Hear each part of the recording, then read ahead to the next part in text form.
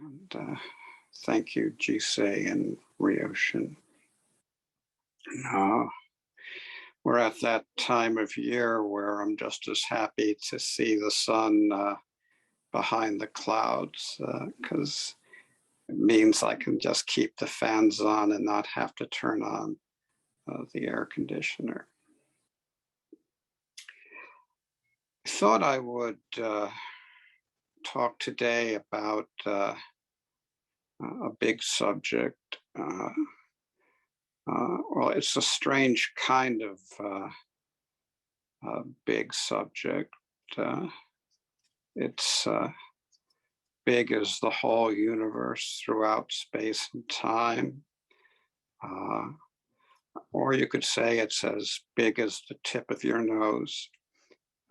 Either way is okay, because the kind of bigness I'm talking about, the kind of vastness I'm talking about, encompasses both largeness and smallness, and all our comparisons. So what I'm really talking about, probably the best way to talk about it is to call it boundlessness.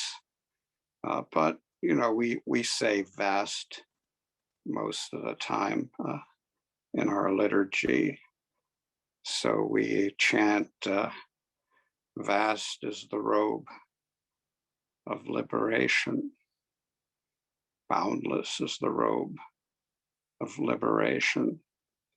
And we remind ourselves each morning when we chant that gatha that we are wearing this boundless robe at all times. And to remind us of that, we have our raksu, or our keza, if we're ordained. And just like our mind extending through all space and time, but being as big as the tip of our nose, this robe is the vast and boundless robe, just as much as the Andromeda galaxy and all the other galaxies all over the universe that we're told about. This vastness pervades the literature.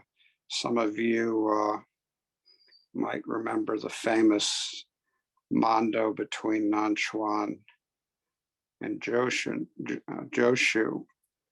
where Joshu says, "What is the way? What is the Tao?" And Nanchuan says, "Ordinary mind is the Tao." Joshu says, "Should I direct myself toward it?" And Nanchuan says, "If you direct yourself toward it, you move away from it." Well, if I don't direct myself toward it, how will I know it's the Tao? How will I know it's the way? And Nansen says, the way has nothing to do with knowing or not knowing. Or we could say nothing to do with big and small, right and wrong, up or down, left or right. The way has nothing to do with knowing and not knowing. Knowing is delusion, and not knowing is just blankness. So if you think you can get somewhere just by getting all the thoughts out of your head, you should take a tip from Master Nansen. Not knowing is just blankness. And then he says, when you attain the Tao of no doubt, it is so vast and boundless, like space. How could knowing and not knowing have anything to do with the Tao? It reminds me of that line from the Tao Te Ching, Uh, the Tao which can be Taoed is not the Tao, which I take to mean the Tao that you can point to as the Tao is not the Tao. How could it be? How can your index finger ever point to itself? The Tao which can be Taoed is not the Tao. So this notion of vastness, of boundlessness, is found everywhere in Zen literature. And most recently, Charlotte Joko Beck pointed to it as quite a practical way for us to work with our impulses toward unwholesome and unskillful conduct. And her formulation was a bigger container. So the metaphor is when the container, you have steam in a small container, it's under enormous pressure. And as the container contracts, the more likely it is to explode from compressing that steam. If you move to a bigger container, which has the initials ABC, a bigger container, it diminishes the pressure, and exactly the same amount of steam in a large container has almost no power to be explosive and harmful. I've had a couple of students recently speak to me about working with anger, and I think Joko has a very good advice here.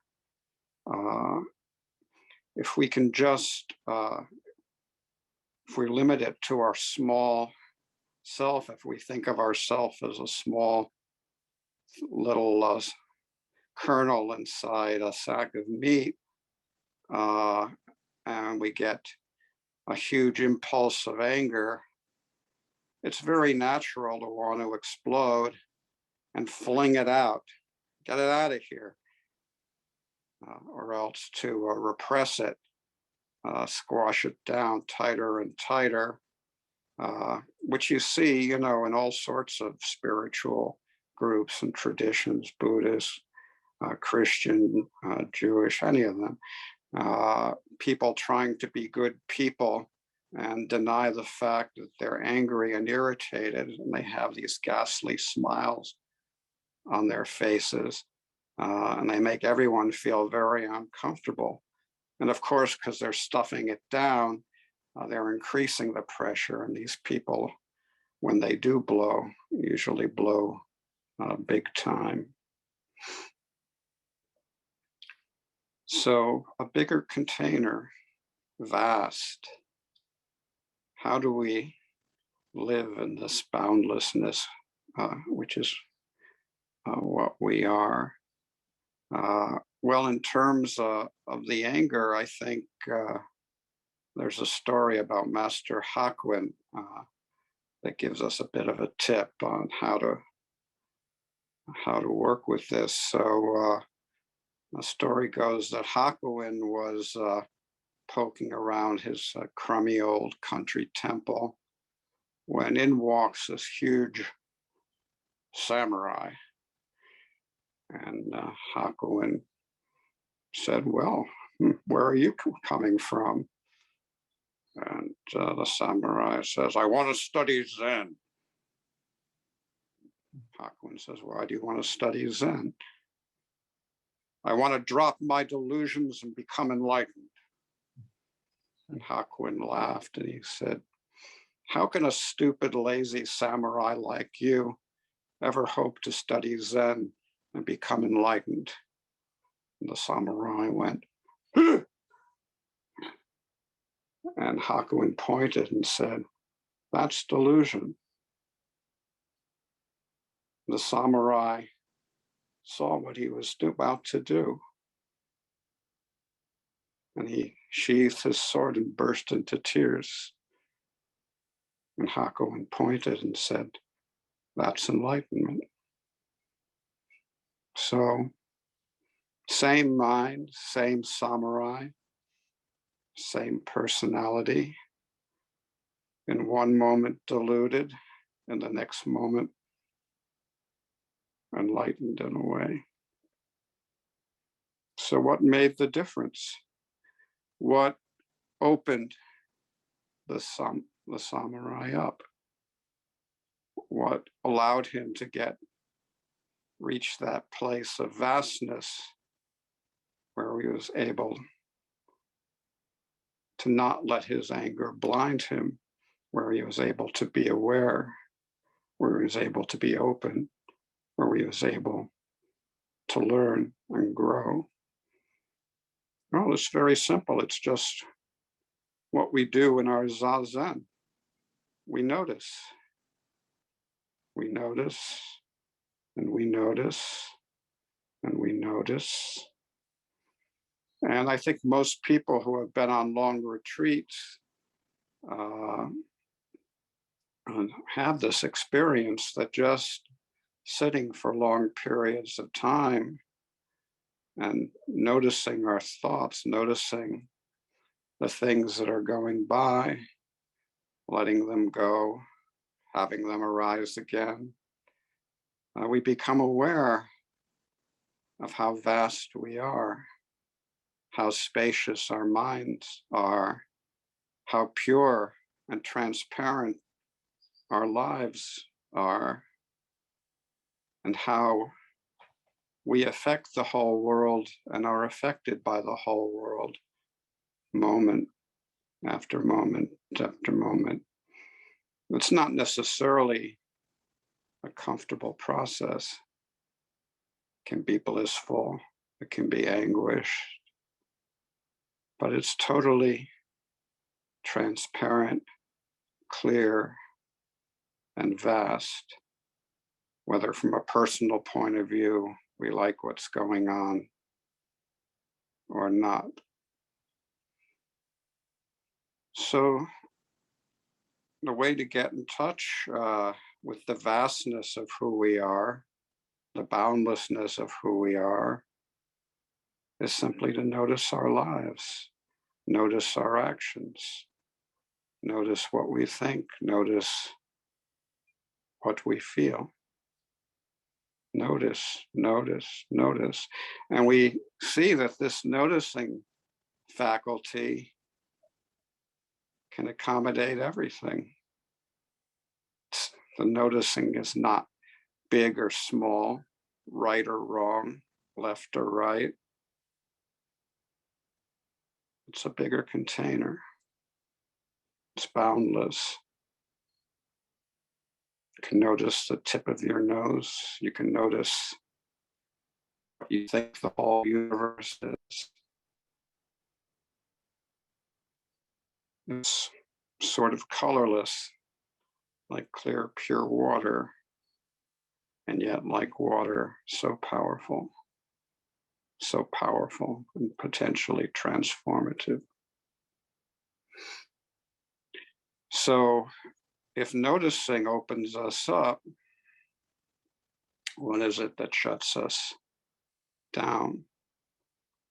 What is it that blinds us to the nature of who we are and what the nature of our lives truly is? Well, as it happens, there's another story that I think shows this pretty well. And it involves a guy who I talked about last time, our friend Elder Ting, who is said to have been a very blunt, simple man, of no-nonsense man of the North. And as you might remember from last time, it was Elder Ting who asked the great Lin Chi, what is the deepest meaning of the Buddhist teachings?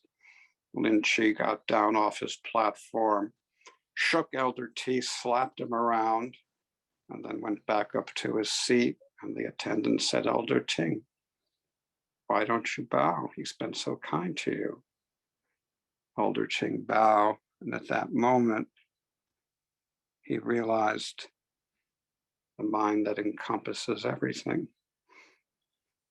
The slaps, the shouts, the heartbreak, the anguish, the humor, the joy, life and death. It was all he had to do was put his head down and wake up. So being a simple man, he was probably not the most creative guy in the world, and his way of encountering people tended to imitate that of his great teacher. So the follow-up story to that one I told last time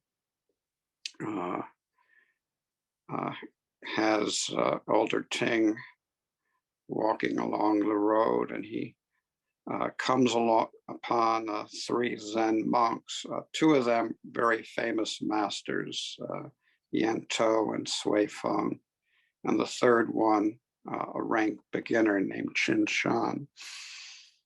And Yento asked Elder Ting, where are you coming from? Elder Ting said, Lin Chi. And he said, oh, well, the three of us are on pilgrimage to visit Lin Chi. And Elder Ting says, my master has already passed on. So the three are very sorry to hear this. And Yento says, please, Elder, could you share with us a little of Lin Chi's teaching? So Elder Ting recounted the famous story where Lin Chi said, there is a true person of no rank going in and out of the portals of your senses. All of you should encounter this person. Look, look. And a monk asked Lin Chi, what is the true person of no rank? Lin Chi got down off his seat, shook the monk violently, slapped him, and said, speak, speak. And the monk was just, whoa. And Lin Chi said, the true person of no rank, what a dry piece of crap he is. We can imagine the sorrow with which he spoke. So when Yento, one of the masters on the road, heard this story, it said he stuck out his tongue with awe. I don't quite know how that goes, but that's what it said. And then the beginner pipes up and says, why didn't Lin Chi say, not a true person of no rank? And Elder Ting grabbed him and shook him and shook him and shook him. And the beginner's face turned yellow and then green, and he started gasping. And Elder Ting kept shaking him until the two masters on the road said, please, Elder, he meant no offense. He's just a novice and doesn't know right from wrong. And Elder Ting released him and said, if it weren't for you two masters, I would have choked this little bedwetting devil to death. So what was the beginner's error? What was Chin Shan not able to see? Well, he thought you could be the true person of no rank by giving the right answer. And if you couldn't give the right answer, you were not the true person of no rank. He was attached to right and wrong, good or bad, up or down. He thought there was a way leading somewhere, to some particular place, to some particular state of mind. As Dogen might say, he felt separate from it by so much as a hair. He deviated from it by so much as a hair. Now, of course, the point here isn't that it's bad to make judgments. That's just our dualistic mind saying, oh, okay, yeah, you shouldn't think right or wrong, good or bad. None of that stuff. That's all bad. That's the dualistic mind trying to get somewhere, trying to attain something. But it has nothing to do with the true person of no rank. The true person of no rank is just as present in our petty judgments and irritations as in our most noble and, quote, enlightened thoughts. True person of no rank comes in and out of the portals of our senses without effort. And it's only when we attach to our ideas, as this beginner Chin Shan did, that we lose sight of the fact that all beings are the true person of no rank, that we're here with all beings, whether we like them, don't like them, feel neutral toward them. We're here with the sun, the moon, and the stars, whether we like them, don't like them, whether the sun is too hot or not, or whether we're too cold, or any of the true person of no rank is present in every moment and every experience of our life and makes no discrimination.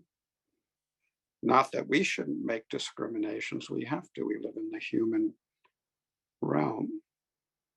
But we must never lose sight of the fact that we live a vast and boundless life that includes all, ourselves and everyone else, all the ideologies, whether they're disgusting or noble. Our mind is vast, our mind is boundless, our mind is pure. And we attain the function of this mind through practice. Through practice. We illuminate it through practice, we manifest it through practice. It's not separate from our practice. So I ran across a poem recently that I thought gave a very good feel for what the truth of the vastness of our mind is like, the vastness of our world, if we only have the courage to claim our inheritance and not take refuge in narrow dualistic views. And this was a poem written by one of Norman Fisher's students. He, during the height of the pandemic, he gave his students an online project of composing a prayer for the difficult times they were going through. And one of his students, a woman named Cynthia Schrager, wrote a poem called Prayer for a Divided Nation. And I thought I would share it with you because I think it gives the feel of what I've been talking about today. So, Prayer for a divided nation. Blessings on the red states, and the blue states, and the purple states, and on the people of the red, blue, and purple states. Blessing on the citizens and the non-citizens, the documented and the undocumented, the incarcerated, the formerly incarcerated, and the not yet incarcerated. May they be happy. May they be peaceful. May they be free. Prayers for the enfranchised and the disenfranchised and the not yet enfranchised. For the citizens who go to their polling places and the ones who vote by mail. For the ones who wait in line for hours and the ones who are dropped from the rolls. Blessings on the used to be voters and the not yet voters, on the undecided voters and the ones who don't think their vote matters, and on the people who want to vote but can't. May they be honored. May they be represented. May their rights be protected. Blessings on all the people of the North and the South and the East and the West, of the plains and the mountains and the coasts and the swamps.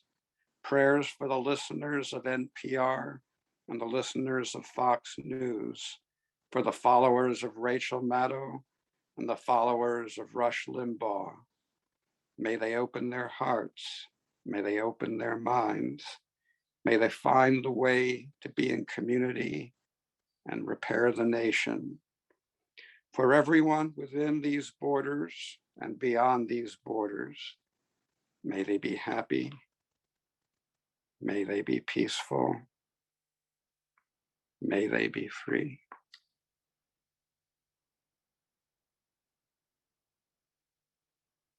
So, as usual, it's just a matter of realizing the boundlessness of our lives by being aware, by opening up